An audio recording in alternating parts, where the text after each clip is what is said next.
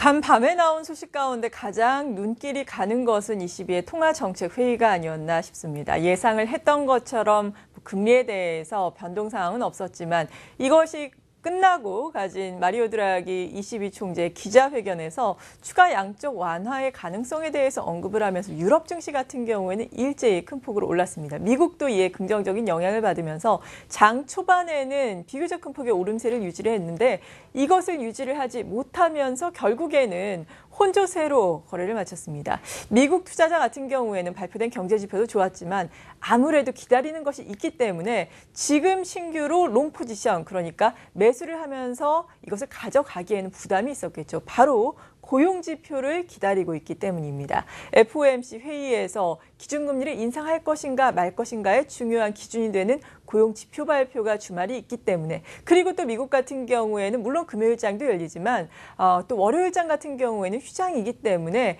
굳이 지금 신규로 매수를 해서 시장에서 리스크를 감내하기는 싫다라고 표현이 맞는지는 모르겠지만 이러한 시각이 좀 우세하지 않나라는 평가가 시장에서는 나오고 있는 상황입니다. 그렇다면 어떤 이슈들이 미국 증시를 움직였는지 자세하게 먼저 알아보면서 우리 증시에 대한 투자 전략도 세워보도록 하죠. 이나영 캐스터입니다. 네, 뉴욕 증시 8월 고용지표 발표를 하루 앞두고 경계감이 뚜렷한 하루였습니다. 3대 지수 모두 혼조세로 장을 마감했습니다.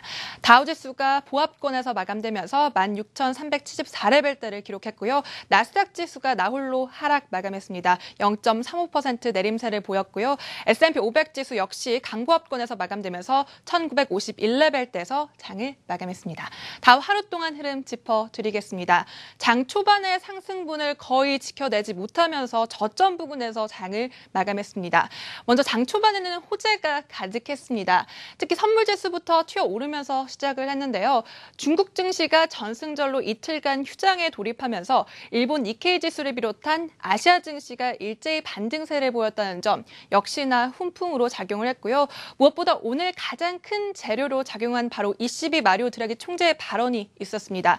이시비 마리오 드라기 총재가 양적 완화 정책을 추가 연장을 시사하는 발언을 하면서 일제 유럽 증시가 급등하면서 뉴욕 증시에도 역시나 호재로 작용하는 모습이었습니다. 그리고 이날 장 초반 발표된 미국의 경제 지표들 대부분 미국 경제의 견조함을 알리고 있었습니다. 지난주 신규 실업수당 청구 건수가 역시 예상치를 웃돌았고요. 또한 8월 비제조업 구매관리자 지수 역시 예상치를 웃돌면서 호조를 나타냈습니다. 하지만 이날 국제유가가 장중 4% 오름세를 지켜내지 못하고 1%대 상승 마감하면서 에너지주가 그 상승분을 많이 줄인 것이 지수의 부담으로 작용하면서 쭉 흘러내렸고요. 결국 0.14% 강보합권에서 장을 마감했습니다.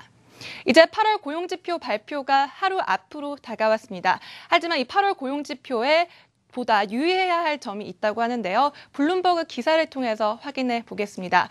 블룸버그에서는 8월을 저주의 달이라고 표현하기도 했는데요.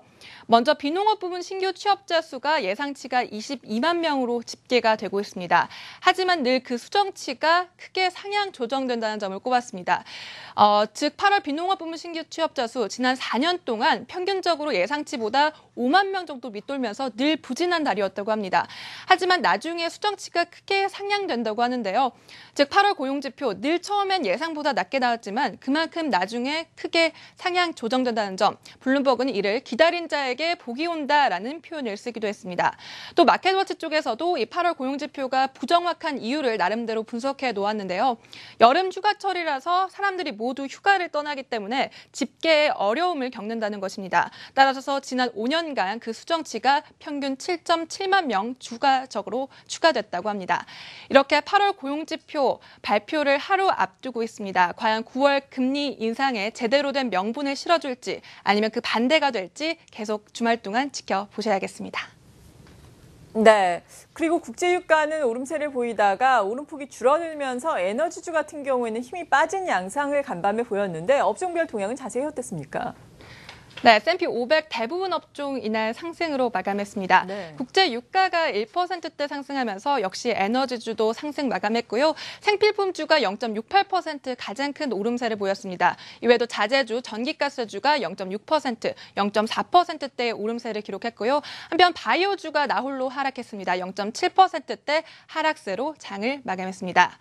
특히 이날 유럽 증시 급등세로 마감을 했는데요. ECB가 자산 매입 연장을 시사하는 발언을 하면서 일제히 유럽 증시를 끌어올렸습니다. 독일 닥스 지수가 2.68% 넘게 급등세를 연출했고요. 프랑스 캐크 지수 역시 2%대 넘는 오름세를 보였습니다. 프랑스 캐크 지수가 2.17% 상승하면서 4,653레벨대에서 장을 마감했습니다. 상품 시장도 체크해 보도록 하겠습니다. 역시 마리오 드라기 총재의 자산 매입이 필요하면 2016년 9월 이후에도 계속될 것이다라는 발언이 상품 시장에도 큰 영향을 끼쳤습니다. 먼저 달러 가치가 강세를 보였고요. 0.57% 상승하면서 96레벨대에서 장을 마감했습니다.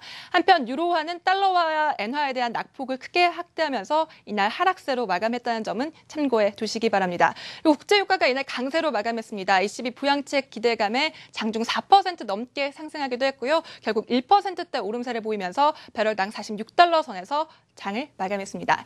이렇게 뉴욕 증시 8월 고용지표를 하루 앞두고 혼조세로 마감했다라고 정리드릴 수 있겠습니다. 네, 이나연 캐스터 잘 들었습니다.